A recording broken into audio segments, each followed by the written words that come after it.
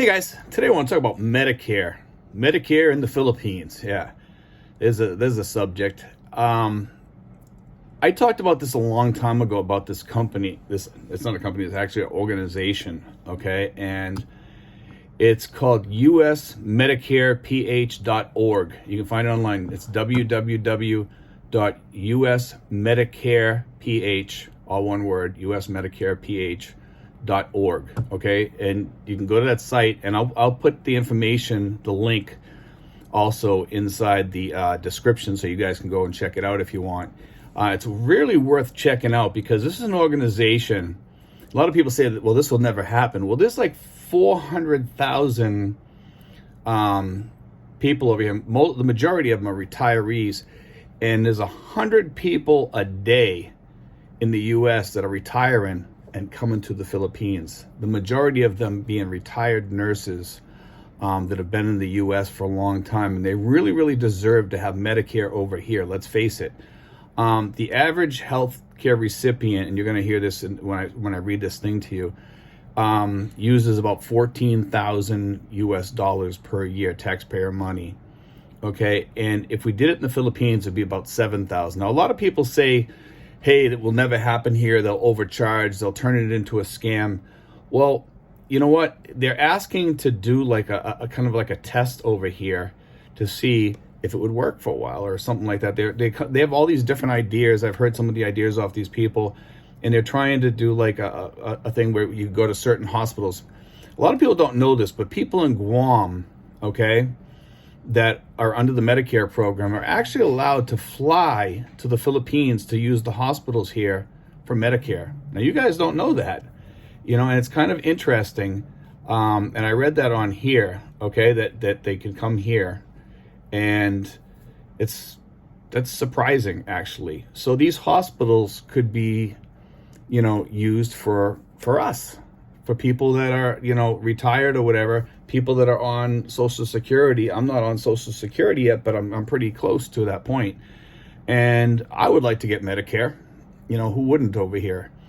And a lot of people give up on this, and they say, well, this is never going to happen, Steve. It'll never happen. Hey, if we don't try and we don't have a voice, no, it's not going to happen. If you throw in the towel before the battle starts, you've already lost the battle. And these people are Filipinos, and they're picking up the flag that we just threw on the ground and saying, hey, you want to throw down the flag? We'll pick it up. And that's the way Filipinos are. Filipinos have that fighting spirit. And a lot of us expats, we're retired. We don't have any fight left in us. Well, maybe it's time that we do. And let me talk about this here. Let me read this to you. Join the U.S. Medicare Philippines campaign. We Filipino Americans, medical professionals, retirees, and community advocates invite you to join our campaign to convince U.S. American President and U.S. Congress to allow long-term benefits coverage in the Philippines. Why? Hundreds of thousands of Filipino doctors, nurses, medical professionals, teachers, and workers immigrated in the 1960s, 70s, and 80s and 90s upon invitation of the U.S. medical and educational institutions and businesses to fulfill the needs of the American people. Our Filipino-American immigrant professionals are retiring at the rate of 100 per day. They are part of the daily tsunami of 10,000 baby boomers who reach 65 years. Under U.S. law, they can take their Social Security pensions anywhere in the world. That's us, However, the law does not provide long-term Medicare benefit coverage overseas. For decades of work, they have paid into Medicare. They deserve portability of benefits at internationally accredited hospitals and healthcare providers in the country of their birth. Now they're talking about Filipinos, but this could work for us too. What are the facts? News stories every day report the worsening budget crisis facing our government because of the post-epidemic recovery, economic inflation, reduced tax revenues, and increased healthcare expenses. Medicare may run out of enough funds within a decade. Social Security benefits may also face cuts or increased requirements. According to the U.S. Social Security Administration, July 2022 data, there are 35,032 American seniors 65 plus. Who reside in the Philippines, who receive their SSA monthly benefits, Worldwide, there are 714,000 American retirees living overseas who are SSA recipients, who are only eligible to receive Medicare upon returning to the U.S. Okay, cost savings assumptions for centers for Medicare and Medicaid services, CMS, should be forward-looking, since most Filipino American seniors and their spouses want to retire in the Philippines. They are paying their $174 monthly CMS Part C premium, or $2,088 a year for Part B, which is deducted from their monthly SSA benefit. Is portability part of the solution? Yes. Medicare can save at least 50% in costs if they allow American beneficiaries to be covered in the Philippines. The annual cost per beneficiary is $14,000. We estimate that taxpayers will save at least $7,000 per year for each Filipino American senior who chooses to return to the country of their birth and avail of quality health care there. Now, this would probably go for American citizens that are living here too. I would hope that it would anyway. With this estimate, if 400,000 American retirees chose to reside in the Philippines, the Medicare savings would be $2.8 billion per year. This savings could help our U.S. government's investments in job creation, education, infrastructure, small business, or to reduce the budget deficit. We expect the Philippine Medicare Portability Study Act of 2024, H.R.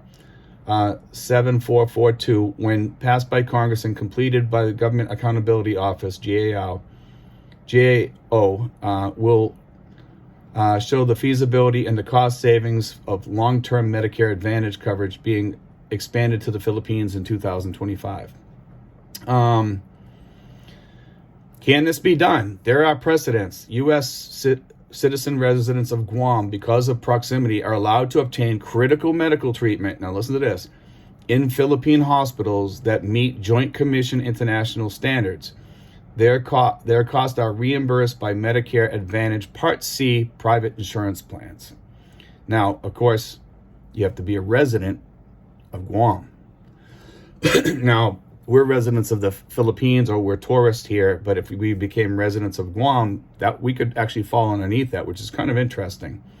And it says, moreover, the Pentagon's TRICARE and VA department, the FMP and stuff like that, I guess they're talking about healthcare coverage, reimbursed 30,000 U.S. military retirees who live in the Philippines. Our goal in 2024 is to pass the Philippine Medicare Portability Study Act in U.S. Congress. It will show the cost savings with the Philippine healthcare industry based on their past years' experience and the quality of care provided to 30,000 U.S. military retirees in TRICARE and VA Philippines programs. This will be in addition to 30,000 Guam Medicare beneficiaries who are treated at the top PH hospitals at low prices. We anticipate this crucial study would recommend the extension of Medicare coverage to visiting Filipino American seniors, in other words, us, okay, and U.S. retirees in the Philippines to obtain projected savings for the centers of Medicare and Medicaid services and the American taxpayers. Now, God knows we need that back home. We need to cut this deficit spending. In the meantime, we support the CMS current policy allowing Medicare Advantage Part C insurance companies as part of their temporary 6 months worldwide coverage to reimburse their beneficiaries for paying directly the top Philippine hospitals and their doctors for medically necessary equipment when they visit. Now, that makes sense even for us. If we go home and we come back, that would reset that 6 month thing for us too. Then they're talking about making seniors over here part of that too. Now, how about accountability to prevent fraud? Now, this is the one where everybody jumps on me about when I mentioned this before. These JCI accredited hospitals could demonstrate accountability, high quality of care, standardization of professional fees, which is you'd have to have, and the use of electronic health records, EHR, to meet strict CMS rules. Fraud would be reduced to almost zero. CMS could review and could review of this industry study and feasibility of Medicare Advantage insurance companies extending coverage would validate the dramatic savings and quality of care during this period. Now, it says, with actions speak louder. With the pandemic recovery and budget crisis we face, our proposal deserves the support of and co-sponsorship of HR 7442 by your U.S. representatives and 2 senators. Now, you guys can call your senators in your House of Representatives, write notes to them, emails, whatever. It's not going to take that much to write that, guys. It takes you like a half an hour. I've done it before, and I'll probably end up doing it again. I want to mention this, though, that there's a lot more fraud in the United States than there would probably be here at some hospital that's accredited. Okay? Because let's face it, doctors back in the United States overcharge. It's one of the reasons, medical fraud is one of the biggest reasons why hospitals, charge so much back in the U.S. If you don't think that there's fraud there, you're dead wrong, because I remember reading things about fraud in the United States, about medical fraud. There's tons of it. There's a lot of doctors that get greedy. Even they're making $100,000, $200,000 a year. It's not enough. They need to buy a new car or whatever. They chart double bill and stuff like that, or they add things on. Hospitals do the same thing.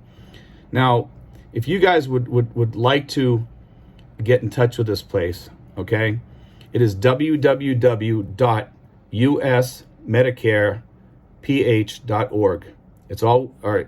www.usmedicareph, all one word. US, then Medicare, and then PH, all one word, .org. www.usmedicareph.org. Okay, I'm asking you guys to check this thing out. It's really, really worth it.